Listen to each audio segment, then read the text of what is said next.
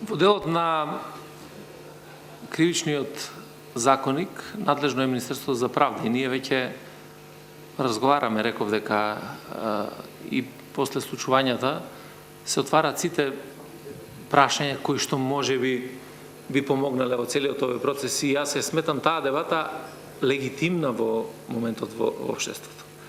Имаме предлози за социјални мрежи, имаме предлози за симнување на граница, за одговорност на малолетници, ке се јават и други предлози.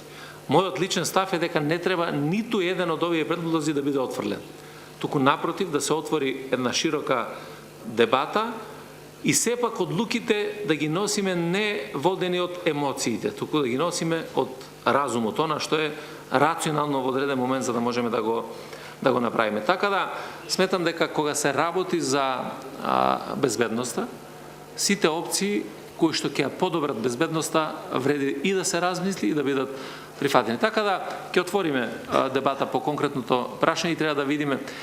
Иако лично сметам дека е многу поважно да ни зајакне системот на контрола внатре во институциите, во образовните институции, подигнување на степенот на образование, на воспитанието на децата, зајакнувањето на стручните служби кои што ќе се грижат и за менталното здравје на децата и така натаму, и на тој начин да допринесеме кон подобрување на состојбите. Меѓутоа, и како родители, секој од нас има една сериозна одговорност во овој дел да размислиме сериозно дали и кога е границата во која што ние ќе дозволиме децата да имаат смарт телефони, пристап до интернет, заради тоа што сепак гледаме дека таквиот пристап на сите нас како граѓани допринесува да едноставно децата им дадеме така наречено оружје во раце со пристап до тие социјални медиуми, до интернет и така натаму.